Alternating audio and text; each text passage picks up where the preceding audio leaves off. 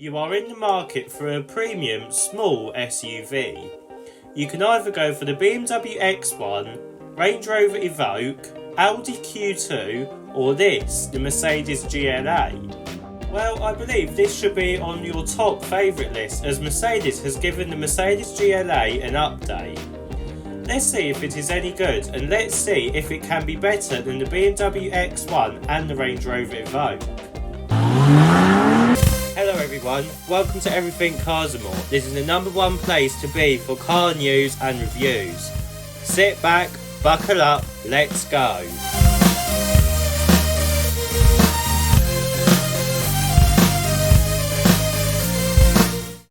So, let's start with the styling, and if you have watched my Mercedes A-Class, B-Class and GLA Facelift reviews, then you will most likely know that this will be the same story. New headlights, grille and front bumper. Well, on the Mercedes GLA it is like any other Mercedes facelift. We get a new grille with a new Mercedes Star mesh pattern on it. And we also get a new set of headlights with new daytime running light graphics in them. And to finish it off we get a new bumper design with more aggressive side vents that makes this car look more AMG-like than ever before. Moving around to the sides, and the changes are minimal but they have been kept to new wheel options and colour options. Moving around to the back, and just like the A-Class, the changes are again minimal. We get a set of new tail lights that are like the A-Class, but apart from that everything else is the same. We get the same bumpers as before with the fake exhausts now, which is a shame, but it is the same on any other Mercedes that you look at. Let's have a look at the engine options that you can have with the new Mercedes GLA. So, for the Mercedes GLA you can have petrol hybrid, diesel or petrol plug-in hybrid. The petrol mild hybrid engines are new for the facelift. Let's start with those first. To start with, you can have a Mercedes GLA 200. This uses a 1.3 litre turbo engine with 161 brake horsepower, but with hybrid assistance you can get an extra 12 brake horsepower. 0 to 62 is dealt with in 8.9 seconds, which is all quite good, and power goes through a 7-speed automatic gearbox through to the front wheels. For the diesel range you can have the 200D.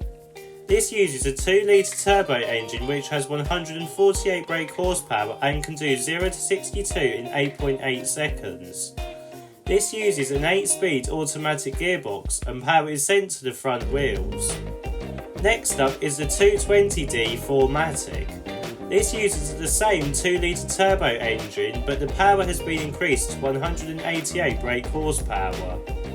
Power is sent through an 8-speed automatic gearbox, but this time it goes to all 4 wheels, making it 4-wheel drive. 0 to 62 is dealt with in 7.5 seconds, which isn't bad. Finally, let's have a look at the plug-in hybrid option, and this is called the 250E. This uses the same 1.3 litre turbo petrol engine as the GLA 200, but rather than a mild hybrid assistance, we get a full-on electric motor, making a combined output of 216 brake horsepower. This power goes through an 8-speed automatic and again is sent to the front wheels. You can do about 43 miles on a single charge, which is an increase of about 5 miles over the old model. The price of the Mercedes GLA starts at £37,625. Let's have a look at the interior. Now, getting inside the GLA and you are welcomed with the same changes as the A-Class. This means you can get a newer Mercedes steering wheel with touch-sensitive buttons, as well as the newer MBUX 2.0 system without the touchpad, which is slightly annoying. The touchpad made the system easier to use on the move. You also get some new materials, but apart from that everything else is the same. To be honest, I don't mind, as the interior of the GLA does feel premium for a cheaper Mercedes. And it does feel better than the aging Audi Q2 model, but not as good as the new BMW X1 or Range Rover Evoque in my opinion. Let's have a look at the rear seats. So, getting into the back of the Mercedes GLA, and practicality is possibly one of the best in its class with plenty of legroom and headroom. You can even slide your feet under the seat, which is a rare in a car like this.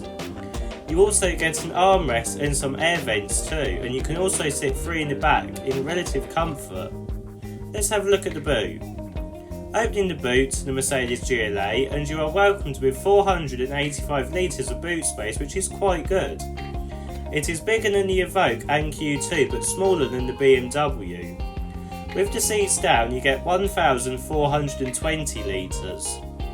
If you go for the plug-in hybrid model, then the boot space is reduced but not by a silly amount like other Mercedes models.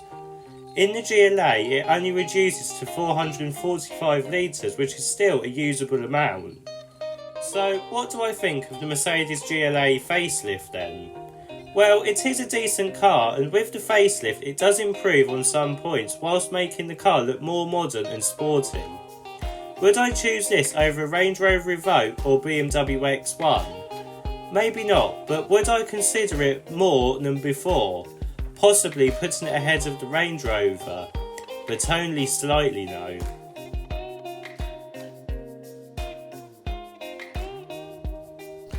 If you like this video, please don't forget to like and subscribe. See you in the next video.